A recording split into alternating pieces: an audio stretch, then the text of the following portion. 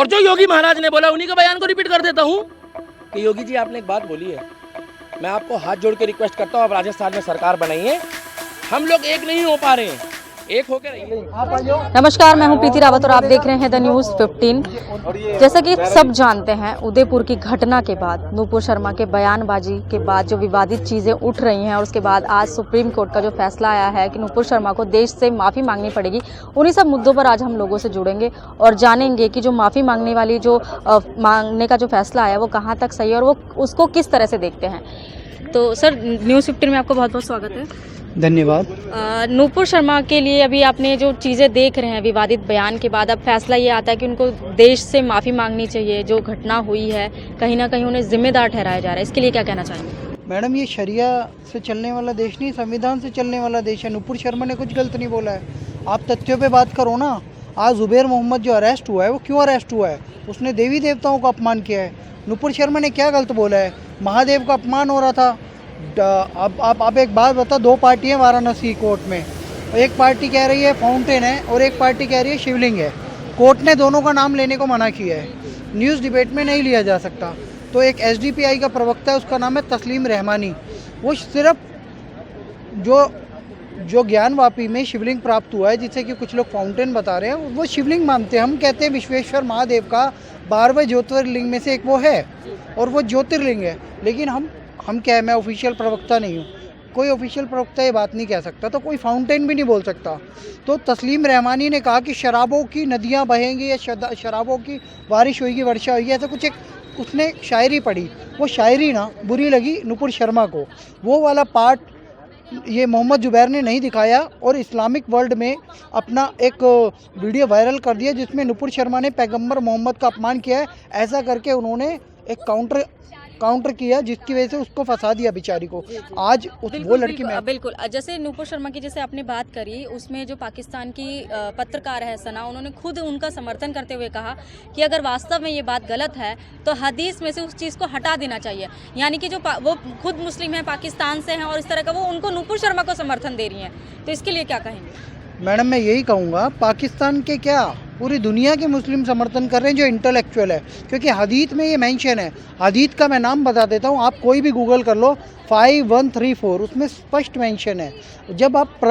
जब आप उस किताब को पढ़ेंगे, प्रॉफेट मोहम्मद साहब के बारे में वो बात लिखी हुई है। हम कोई झूठ नहीं बोल रहे, कोर्ट में जाएगा तो वो साबित भी हो जाएगा। लेकिन कुछ लोग इस देश को शरिया कानून के माध्यम से चलाना चाहते हैं और हम चाहते हैं कि ये देश संविधान के माध्यम से चले, क्योंकि इस देश को बाबा साहेब अम्बेडकर के संविधान से चलाया जाना चाहिए। अन्यथा तो इस देश में जातियाँ बहुत हैं।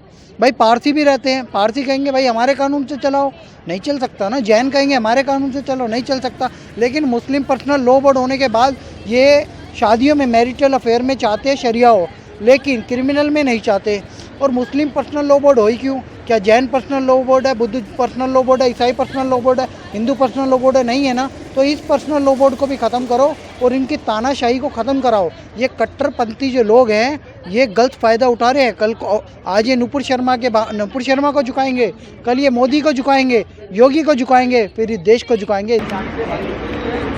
तो यहाँ पर हमने लोगों से नूपुर शर्मा के बयान के साथ साथ उदयपुर की घटना पर भी प्रतिक्रिया ली। सभी का कहना है कि एक तरह से गलत है और जो चीज़ें निकल कर आ रही है कहीं ना कहीं पक्षपात देखा जा रहा है। बहुत सारी चीज़ों की अगर विवादित बयान की बात की जाए, हिंदू धर्म के देवी देवताओं की बहुत सारी चीज़ों में, बहुत सारे डिबेट में भी मजाक बनाया गया, लेकिन इस तरह की चीज़ें, खून खराबे वाली चीज़ें कभी नहीं आई और लोगों का कहना है कि जो चीज़ें हो रही हैं गलत हैं। अभी इस चीज़ के मामले में गंभीरता से सोचना चाहिए और जो चीज़ें हैं अलग निकल कर आएंगी और इन सब मामलों को जो एक तरह से तूल बनाया जा रहा है, पाक जो धर्म है इस्लाम, उसका एक दिशा अलग दिशा में जारी है। विवादित बयान के बाद नूपुर शर्मा ने माफ़ी मांगी और भी बहुत सारी चीज़ें हुई प्रक्रिया प्रणाली से, कानून प्रणाली से, लेकिन उसके बाद भी उनको धमकियां आती हैं और अभी जो हालिया है कोर्ट का फैसला आता है कि देश से उनको माफ़ी मांगनी चाहिए। बताइए इसके लिए। मैडम, उन्होंने जो भी बयान दिया है, जब उन्होंने माफ़ी पहले ही मांग ली है, अब राई का पहाड़ बनाया जाएगा और पहाड़ को हिमालय बनाया जाएगा और हिमालय को भी माउंट एवरेस्ट, मतलब अब उसको इतना बड़ा मुद्दा बनाया जाएगा कि 56 कंट्री अब एक हुई पड़ी है।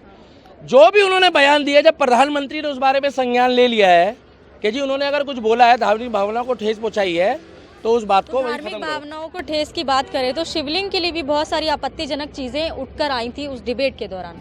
तो जो धार्मिक भावना है वो हिंदुओं की भी तो आहत हुई होंगी। मैडम देखिए वो हुई है, मगर हमारी दिक्कत ये है पत्रकार महोदय कि हम संविधान को मानते हैं, सनातन धर्मी हैं हमारे अंदर वो जिहाद वाली फीलिंग नहीं है। मैं क्या करूं, मेरा नाम ही दीपक है।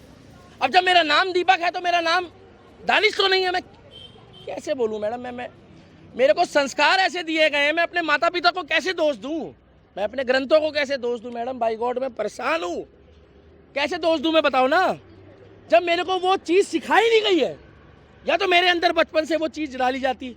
अब मैं 34 साल की उम्र में क्या चीज़ सीखूंगा। हाँ, अगर खून मेरा उबाल मार रहा है तो मैं एक बात कह सकता हूँ कि हुआ गलत है, और जो योगी महाराज ने बोला उन्हीं का बयान को रिपीट कर देता हूँ कि योगी जी आपने एक बात बोली है, मैं आपको हाथ जोड़ के रिक्वेस्ट करता हूँ, आप राजस्थान में सरकार बनाइए, जो जिस भाषा में जवाब चाहता है उसको उस भाषा में दीजिए। आपने कहा था ना, तो जब उन्होंने सोच ऐसी बनाई है, जो सोच उन्होंने ऐसी बनाई है, तो जो जिस भाषा में जवाब चाहता है बुलडोजर चलाओ उसके घर में। मैडम पता क्या हो रहा है अब आपको, अब जिसने ये कांड करा है ना वो उसके घर वालों को प्रोटेक्शन दी जा रही है। और अगर यही प्रोटेक्शन 15 दिन पहले जो वो मांग रहा था कि मेरा झगड़ा हो गया है, कन्हैया स्वर्गीय कन्हैया, मैडम कन्हैया सारे हैं।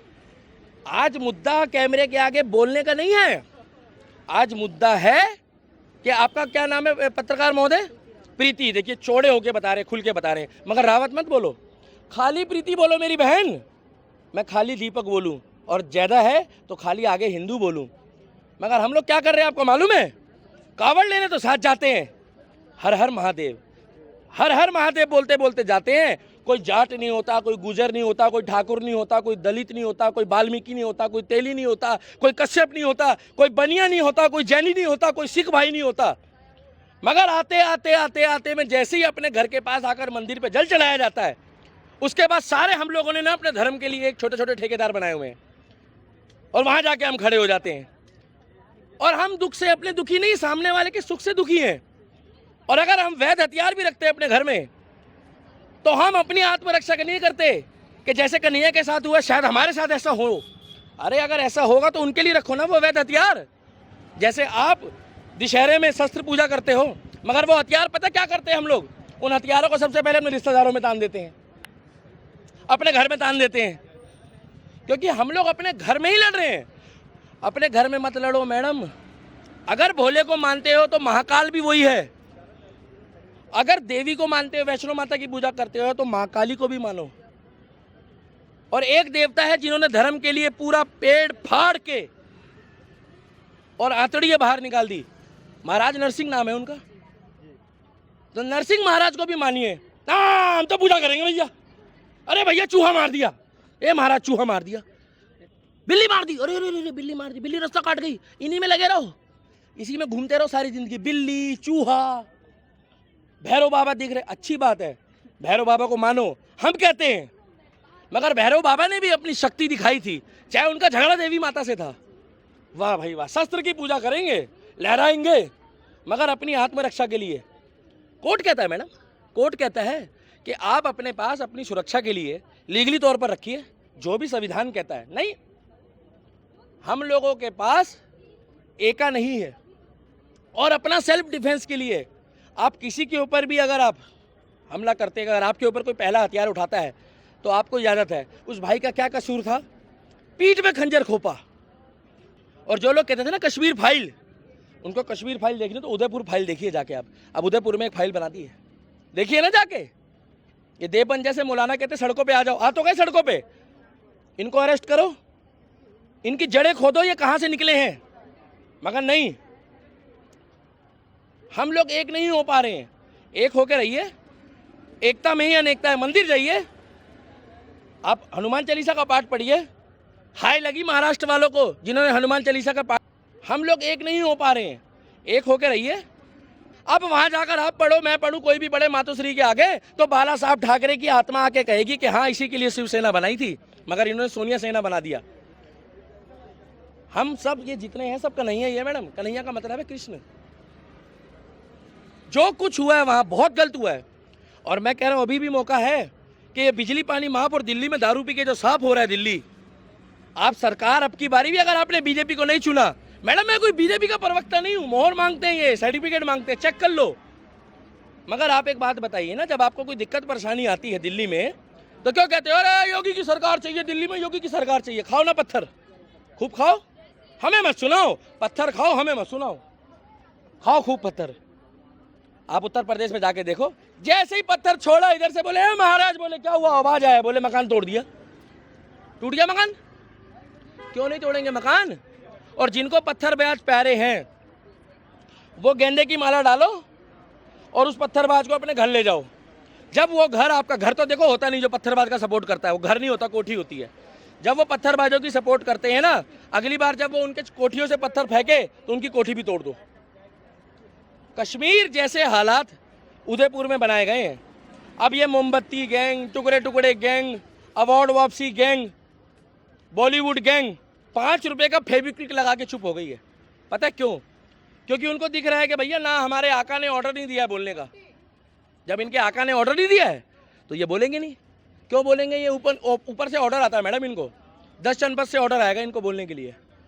जो उसके साथ हुआ है ना, उसके दिल में आज भय देखो, मगर प्रोटेक्शन देखो तो जिन्होंने मारा उनके घर वालों को दी जाएगी। अब पता है क्यों? वहाँ गहलोत सरकार है। और अगर वहाँ योगी सरकार होती या भगवान ना करे वो उत्तर प्रदेश होता ना मैडम, पहली बात तो वो वहाँ पर चौड़े में उसको मारते ही नहीं, और अगर वो मारते ना तो पीछे पलट के देख रहे होते कि मेरा मकान नहीं बचेगा। मैडम मकान का खौफ ये होता है, क्योंकि ये दिक्कत होती है कि योगी सरकार में मकान तोड़ने का मतलब है कि जिसका घर गया उसका सब कुछ गया। मगर वहाँ क्या हो रहा है? लीपा पोती। और ये तो आप लोग मीडिया चैनल को मैं धन्यवाद कहूँगा कि आप लोगों ने मुद्दा भी उठाया हुआ है, मगर और उठाइए मुद्दा। कोई बात नहीं, गोदी मीडिया भी बोलते तो बोलने दो, क्या फर्क पड़ता है मैडम? इनका क्या जा रहा है? जाने वाले का तो घर का चला गया, जाने वाले का तो घर का चला गया। कुल मिला के देश में शांति का माहौल रहे, मगर इस तरीके से शांति नहीं होगी जिस तरीके से ये चाहते हैं। एक तरफा शांति नहीं होती कभी। अपना सेल्फ डिफेंस करें, और अगर आपके ऊपर कोई भगवान ना करे गलती से कोई हमला करे तो उसका जवाब दिया जाए, और नहीं दिया जाएगा तो जो कुछ उसके साथ हुआ है वही कन्हैया जैसा हाल होगा भैया। उदयपुर की जो घटना हुई है अभी, आप उसको किस तरह से देखते हैं? उदयपुर की जो घटना हुई वो ना तो पहली बार हुई है ना आखिरी बार हुई है। हम लोग क्या करते हैं, हम लोग बहुत आलसी है, हम इस्लामिक थियोलॉजी को नहीं जानते। हम सोचते हैं कि जैसा हमारा धर्म है वैसा उनका धर्म है। हम कॉन्सेप्ट ऑफ सेमेटिक फिलोसफी नहीं जानते। तो जो उदयपुर की जो घटना हुई वो ऐसे आधार पे हुई जिसको पाकिस्तान के मौलवी कह रहे हैं कि नुपुर शर्मा ने जो कहा वो सही कहा, लेकिन उनमें जो मोहम्मद साहब ने किया वो करना सुन्नत है। तो जो उन्होंने किया अकॉर्डिंग टू इस्लाम किया। सारे आतंकवादी जब वो इंटरव्यू देते हैं, आपको ध्यान होगा जो यहाँ 12 खंबा में अरुण उपाध्याय, हिंदू स्ट्रगल कमेटी, 12 खंबा में बम विस्फोट हुआ था, तो जामिया के लड़के जब उसमें पकड़े गए, शहजाद ने कहा था कि अगर मैं NFC में बम लगाऊंगा जहाँ मेरी माँ सब्जी खरीदने जाती है, क्योंकि वो एक काफिर, मेरी माँ एक मरेगी और बाकी काफिर बहुत ज़्यादा मरेंगे। और इंडिया टुडे ने एक स्टोरी की थी, उससे कवर स्टोरी का नाम था इनसाइड द बॉम्बर्स माइंड। तो हमारी गलती क्या है कि हम तो अपने धर्मशास्त्र पढ़ने की जहमत नहीं उठाते, तो दूसरे के पढ़ेंगे क्या। तो हमें सबसे पहले चाहिए कि इस्लाम को समझने के लिए इस्लामिक धर्मशास्त्रों का अध्ययन करें। जब आप उनका अध्ययन करेंगे तो आप पाएंगे कि उन्होंने क्लैश ऑफ सिविलाइजेशन खींच लिया है, उन्होंने दारुल अरब दारुल इस्लाम एक बना लिया है। वो उनके लिए काफिर, मतलब मुसलमान होना इतना ज़रूरी है। मुसलमान होने के साथ साथ नॉन मुस्लिम से नफरत करना बहुत ज़रूरी है। उनके यहाँ रेप करना, मर्डर करना, ये सब जायज़ है और ये कुरान की आयतें हैं। 23 हज़ारी में JS लोहात की कोर्ट में एक फ़ैसला इस पर आ चुका है ऑलरेडी। इसके अलावा कलकत्ता कुरान पिटीशन, उस पर भी जो है ना एक फ़ैसला आ चुका है। तो जब तक हम मुद्दे की जड़ से नहीं लड़ेंगे तब तक मामला शांत नहीं होगा। आपको एक परवेज़ मुशर्रफ का एक बयान ध्यान होगा, उन्होंने कहा था कि मदरसे में पढ़ाई करके लोग आतंकवादी बनते हैं। तो पूरे दुनिया के मदरसे का कोर्स तो एक ही है। जो तालिबान, वहाँ पे बर्बर शासन आया है तालिबान का, तालिबान तो छात्र है, वो देवबंद की से ही तो प्रेरणा लेते हैं भारत में। तो असली गुनहगार जो है इस्लामिक थियोलॉजी है, हमें उसे समझना चाहिए। और वो इस्लामिक थियोलॉजी इतनी मध्ययुगीन है कि वो सेकुलर देश में स्वीकार्य नहीं है। हमें उस पर भी सवाल उठाना चाहिए कि भाई आपको अलग अलग धर्मों में, अलग अलग समाजों में समय समय पे कुरीतियाँ रही है, तो उन्होंने अपने आप को सुधारा है ना। तो आप क्यों जाहिल बने हुए 14 साल 100 साल पहले? और अगर वो नहीं सुधरेंगे तो एक सिविल वार की पृष्ठभूमि उन्होंने तैयार की है। मुसलमानों के कारण भारत देश का बंटवारा हुआ है और उन्होंने भारत को एक तरह से करंट अकाउंट और पाकिस्तान को एफडी बनाया हुआ है। भारत में उन्होंने जगह जगह मिनी पाकिस्तान बना दिए। वो भारत के बहुसंख्यक समाज से दिल से नफरत करते हैं और ऐसा करना उनकी मजहबी मजबूरी है। ठीक, जैसे कि अभी जो फैसला आया है कि नूपुर शर्मा को देश से माफ़ी मांगनी होगी, जो उदयपुर की घटना के लिए जिम्मेदार उन्हें ठहराया गया है। लेकिन वहीं अगर मैं ज़ुबैर की बात करूं, उन्होंने जो वीडियो डाली थी, आपने खुद ही अभी इस बात का कहा था कि जो आधी वीडियो डाली थी, लेकिन पूरी वीडियो जो था बात घुमा दी गई थी, जिस तरह से उनका स्टेटमेंट दिखाया गया था। तो उनके लिए ये है माफ़ी मांगे, लेकिन जो ज़ुबैर ने किया उसके लिए माफ़ी, उस तरह की चीज़ें नहीं हो रही हैं। तो ये कहीं ना कहीं पक्षपात है। नहीं, हमारा जो सुप्रीम कोर्ट है वो तो मैनेज है। नूपुर को उकसाने वाले मौलाना के बारे में पाकिस्तान के मौलाना कह रहे कि गलती उसकी है, नूपुर की गलती नहीं है। दूसरी बात, मैं तो कहता हूँ कि नूपुर को अरेस्ट करके केस चलाया जाए कि जो नूपुर ने बात कही है वो इस्लामिक धर्म ग्रंथों के हिसाब से सही है या नहीं है। अगर वो सही निकले तो नूपुर को सहसम्मान बरी कर देना चाहिए। पाकिस्तान के, बांग्लादेश के, पूरी दुनिया के मौलवी कह रहे हैं कि जो नूपुर ने कहा है वो सही कहा है, तो फिर इसमें भड़कने वाली बात क्या हुई? तो जब कोई उसके ऊपर कोई गलत बयानी का मुकदमा बनता ही नहीं है, जो उसने वही बात कही है जो इस्लामिक रूप से कानून सम्मत सत्य है, तो उसको सहसम्मान कोर्ट को मुकदमा चला के बरी करना चाहिए। मैं ये मानता हूँ कि जुडिशरी का भी पतन हुआ है, जुडिशरी में भी भ्रष्ट लोग हैं, वो भी निहित राजनीतिक स्वार्थों के हिसाब से ना इस तरह की बातें करते हैं। तो उनका कहा ब्रह्म वाक्य नहीं है और देश नूपुर शर्मा के साथ है। उदयपुर की जो अभी घटना हुई है और उसके बाद फैसला आता है कि नूपुर शर्मा इसके लिए जिम्मेदार हैं, माफ़ी मांगनी चाहिए देश से, क्या कहेंगे? मैडम, सबसे पहले तो मैं ये कहना चाहूँगा कि नूपुर शर्मा जो कहा था वो पिछले 1-1.5 महीने के पहले की बात हो गई, और जो हालिया जो मुद्दा है वो उदयपुर का है। तो उदयपुर में जो हुआ उसको पूरा देश नहीं देखा, लेकिन उसके लिए जिम्मेदार जो है वो नूपुर शर्मा को बताया जा रहा है, उनके बयान को बताया जा रहा है कि वो विवादित बयान था जिसकी वजह से ये सब चीज़ें हुई हैं। कहीं ना कहीं हिंदू इस देश में संकट है, हिंदू के ऊपर संकट है और हिंदुत्व हिंदुस्तान के अंदर संकट में है। मैंने पहले भी कहा था, आपके चैनल के माध्यम से दोबारा कह रहा हूँ लेकिन इसी बात पर बहुत सारे जो लोग हैं, विपक्षी लोग हैं, वो ये कहते हैं कि जब से बीजेपी सरकार आई है, क्या हिंदू तभी से संकट में है? उससे पहले तो इस तरह की चीज़ें नहीं हो रही थी या इस तरह की चीज़ें नहीं आ रही थी। उनका मतलब तर्क ये है कि कहीं ना कहीं बीजेपी जो है हिंदू मुस्लिम की राजनीति करवाती है। मैडम, आपने पहले भी देखा होगा, शायद आप उस टाइम रिपोर्टिंग में नहीं होंगी, लेकिन मैंने तब भी बोला था, मैं 2006 से बोल रहा हूँ और आज भी आपके सामने से चैनल के माध्यम से मैं ये बोलना चाहता हूँ कि कहीं ना कहीं मुझे ये लगता है कि हिंदू कहीं ना कहीं संकट में है, क्योंकि जो अभी देश का जो हालिया जो हालात हैं, जो अभी का जो प्रेजेंट जो कंडीशन है, उसमें हिंदू बैकफुट पे है और मुस्लिम एग्रेसिव है। वो चाहता है कि हमें जो भी हो, लेकिन जो मुद्दा है हिंदू डरा हुआ है और कहीं ना कहीं हिंदू संगठित नहीं है। तो मुद्दा क्या है? मैं कहना चाहूँगा अपने हर एक हिंदू भाइयों से वो संगठित हों और इस मुहिम के खिलाफ आवाज़ उठाएं।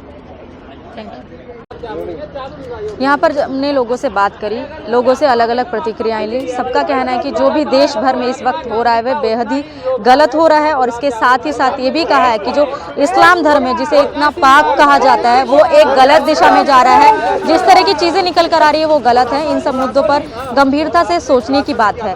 कैमरा पर्सन गोविंद के साथ मैं प्रीति रावत, द न्यूज़ 15।